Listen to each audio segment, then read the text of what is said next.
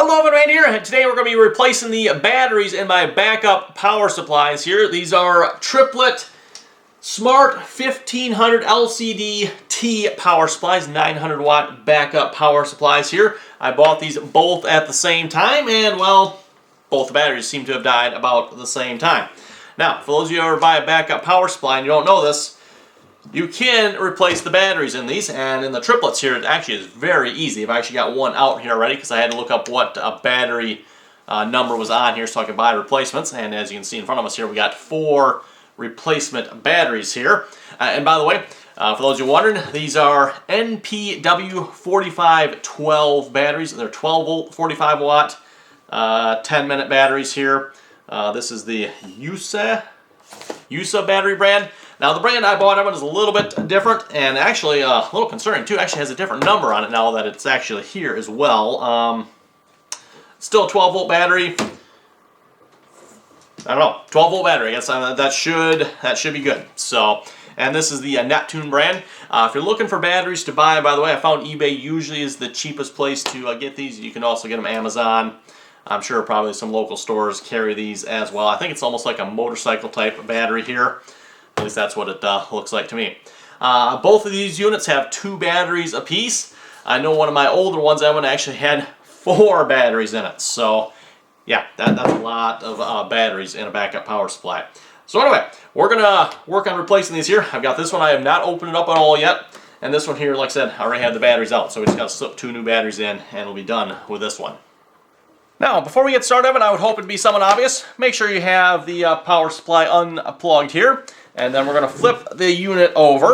There is 1 screw on the bottom here, just a Phillips head screwdriver. So you grab your Linus Tech Tips screwdriver here. I'll take that out. And then just a couple tabs on the bottom we got to snap off here as well.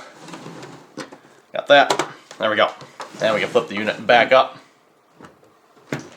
And of course, with the batteries in it, these units are somewhat heavy. Not to mention probably a big old transformer in there as well. There we go. And of course, oh wow, look at the cobwebs in that one. I might want to vacuum this one out here a minute. Want to be a little bit careful. Some plastic tabs up top as well, so just be careful prying on that so you don't break them. Try to set that off to the side there. You can unplug that if you want. I think we'll just leave that in. Actually, you know what? Looks like they may have glued it. Yes, it is glued on this one, so I probably would not remove that. Lift up on the metal here. And then you should be able to slide the batteries out. Usually they are generous enough with the wires that they're long enough you can just slide them out. And you're just going to want to work those off. I'd recommend taking the red one off first, and then we'll do the black one. And yes, we'll have to get that one off here as well. And yes, these can be on pretty good here sometimes, so you might have to use some pretty good force here apparently to get this one. There we go. I'm going to take it out at that point. And we'll work this one off.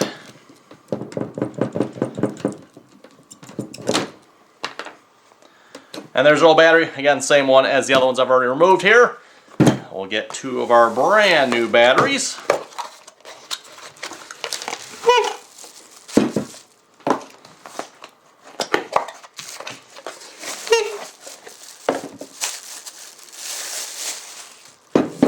And one thing I like about these do come with the plastic protectors here, which I believe they go on, is it that way? Keep those terminals protected here a minute. And then double check, yeah, so we have negative on the bottom, so they need to go together like that. I'm going to look and see if I got any double-sided tape of it. I think I do somewhere. And we'll stick these batteries together. Also, I'm going to vacuum this out here real quick a minute as well before we put these in. Okay, but I got the case all cleaned out here. Also, I could not find the double-sided tape I was looking for, but I found some of this double-sided. I think this is carpet tape or something like that. This should hold the batteries together quite well. I figure we'll just cut a small piece of this off, just so they're held together somewhat here. Put that on there. I was looking, if you have like the 3M VHB tape, everyone, that is probably one of my favorite double-sided tapes, but I can't find my roll at the moment. And this should work quite nicely.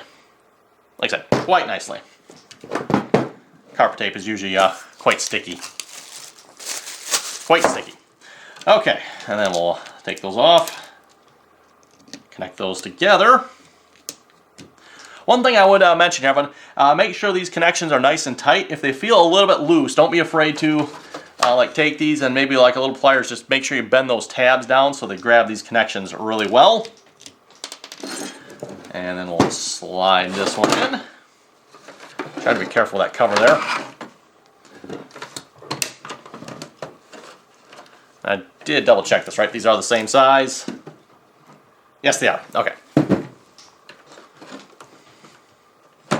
Like I said, again, a little bit different number on them. I'm not sure what's up with that. So, ooh, that was a spark. I don't know if the camera caught that spark or not, but okay. And then we'll put the metal tab back in here.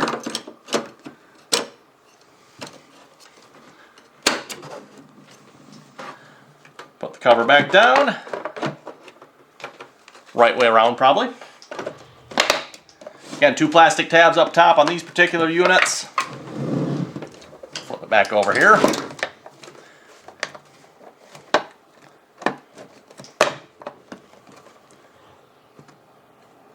Oh, okay.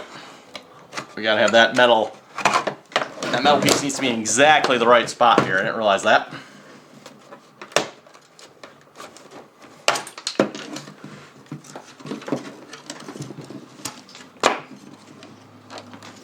There's 2 plastic tabs here.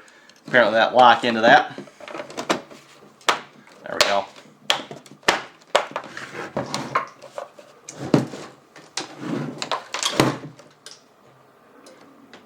Oh, I just heard it turn on too. Okay. I don't know if we're quite ready for that yet. There we go. Also sounds like there's something rattling around inside. I'm not sure I like that. Hopefully it was the batteries at fault, that one. I'm pretty sure it was, but... And we should be able to actually turn it on here at this point. And again, we're not plugged in, everyone. And neither is the other one, just for those of you wondering. Here's both plugs.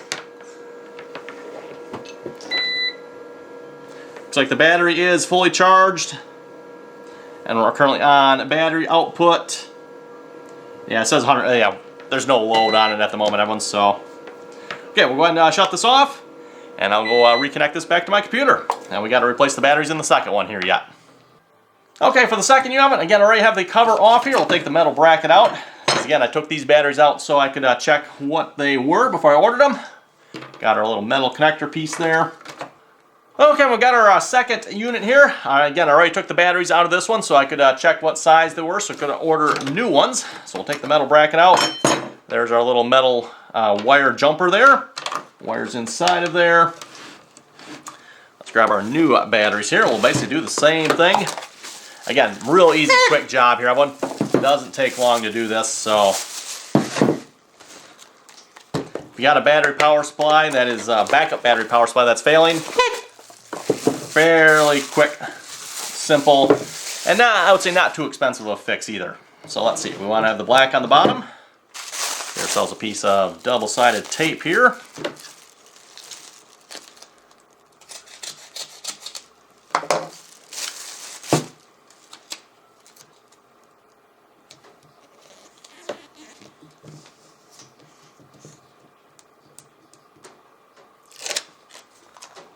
Stick the other battery on.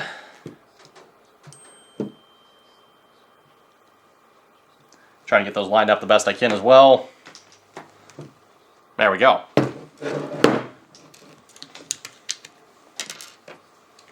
Connect our jumper wire. Put the knife away. And let's see what's here. I don't know if that screw, I might have to be careful about that screw that's sticking down there. You know, let's take that out. Just a little, in my opinion, pro tip here, everyone. If you ever let something set for a little bit, so these were sitting here for a few days before the new batteries obviously came, put the screw back in where it came out of. And hopefully you won't worry about losing it. Okay, let's set that there. And I would probably always recommend connecting the black one first. I know I didn't do that way on the last one, but See if we get that red wire. It's kind of back in there. There we go. Well, there's not much extra on that one, is there? Okay. Maybe, you know what? I am going to... Well, you know what? I guess we will connect the red one last. This is going to be kind of difficult. Normally they give you some extra wire. Ooh, you folks hear that big spark? Probably the capacitor in there charging up.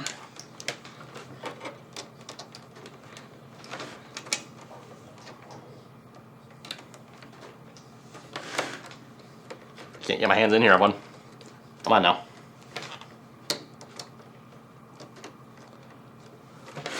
Why is this wire so short?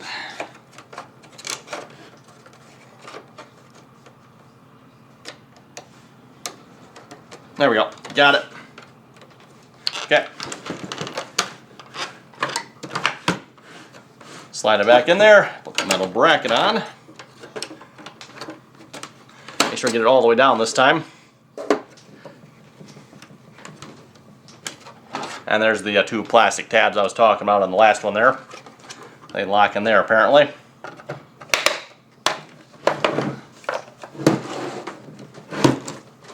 Put the screw in the bottom, and we are done.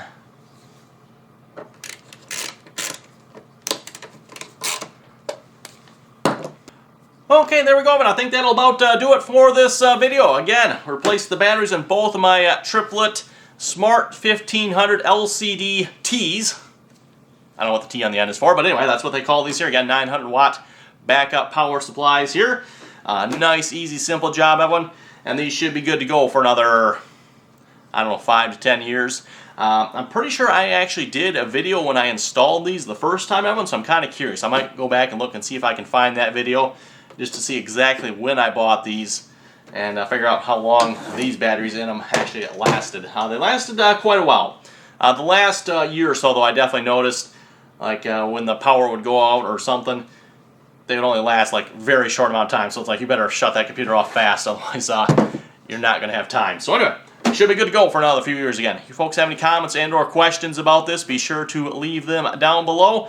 And as always, Evan, thanks for watching, and till next time.